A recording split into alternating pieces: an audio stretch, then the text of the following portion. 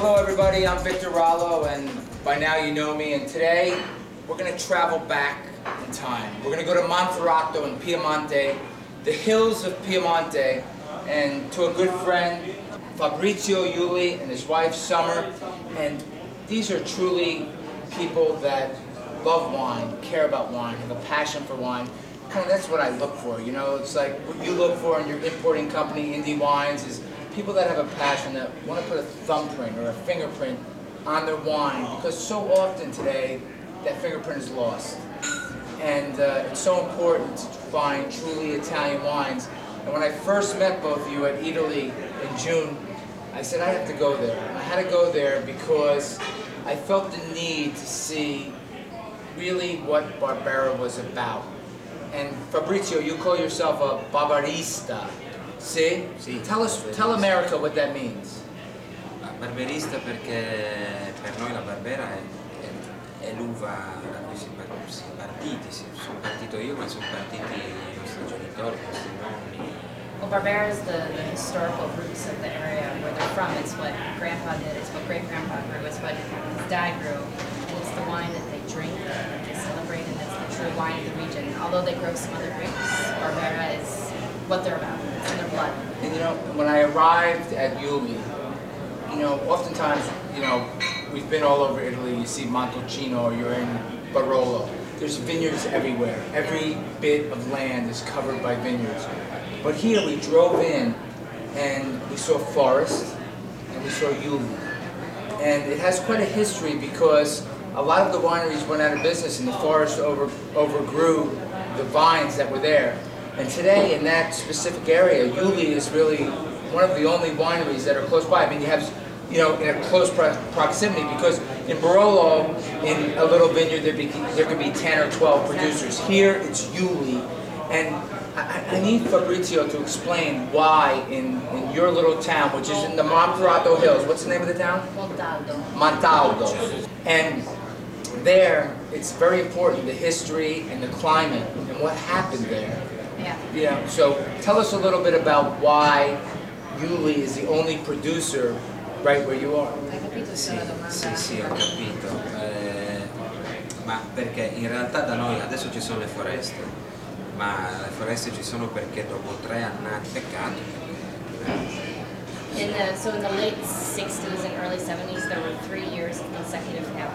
And in those years, the people that lived there, the community was really poor, to lack of a better word. Right. And they had really huge families, and they needed to feed their families. So growing wine making wine wasn't what it is today. They had to do that to put food on the table. They had to grow these grapes and they had to sell them to put food on the table. And after 3 years, they didn't make a single cent from this hail that came and just ruined everything. They couldn't make it anymore. And Torino we're the closest set of hills to Torino. And so these families all moved to Torino to work for Fiat, which was just up and coming at that time. So it's too bad on one hand because we've lost a lot of that culture and a lot of those vineyards, but on the other hand it's an advantage because we are fortunate and lucky to have these forests that have regrown and to have a mixed agriculture, whereas in the Langhe it's a problem that it's only vineyards because of erosion and because of the fact that you need these mixed plants and this little ecosystem that works together between the different plants. And because Iuli is there, kind of in the center of this forest, you're organic and biodynamic.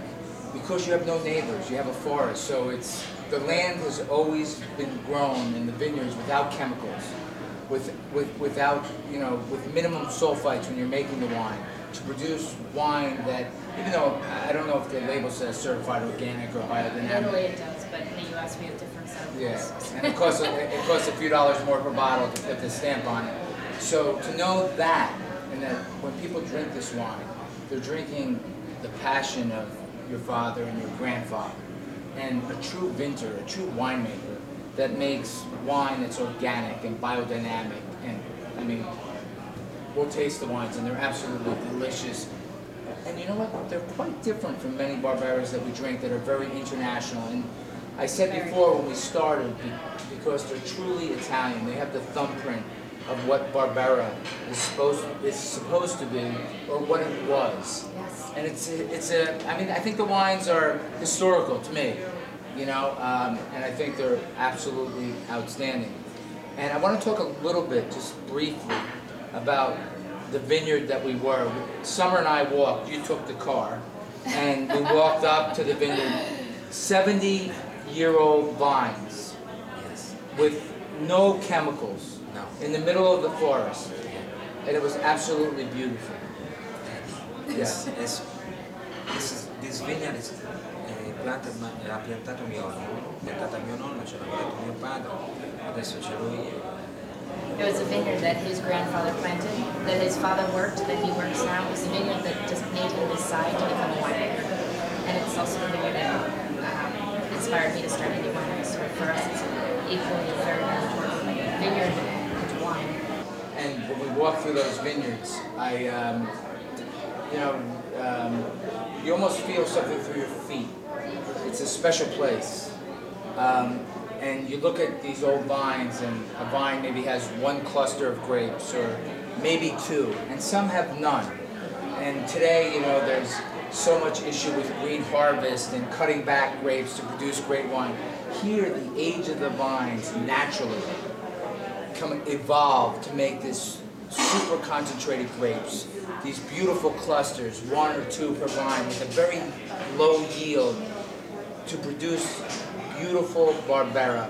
No, quella è una vigna in cui bisognerebbe forse poterne aggiungere un po' He said actually that vineyard sometimes we wish we could add a bunch of Right, fruits rather than absolutely. cut them. Sì, perché la produzione è veramente bassa, le vigne sono vecchie, però è vero, perché ha sfamato le famiglie. So there's the C'è una energy, storia. this history and the energy in that vineyard is really special, not only because of all of the incredible people that have worked there, all the incredible wines that we and our ancestors have drank and his ancestors have drank, but also because at one time that vineyard helped put food on the table for families and actually was nutritional. Right. So the winery is small. It's really a passion, and the vineyards are beautiful. And on someone's bucket list, and you don't know bucket list in Italian, I don't know how right? to translate that. But your final list of things that you must do in your life, one of them is go to Monferrato and seek out one of these little artisanal wineries. Iuly would be a great one.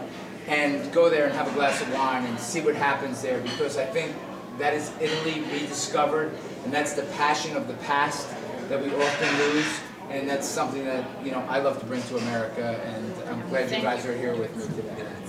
Grazie a te. Sono le cose bellissime. Grazie tanto. Comunque l'appartamento sarà pronto. Thank you, Fabrizio. Thank you. No, grazie a te. Great to see you. Grazie. Iuly Wines, one of the great wine of the Monferrato Hills. Come see them, put it on your bucket list. I promise you won't be disappointed.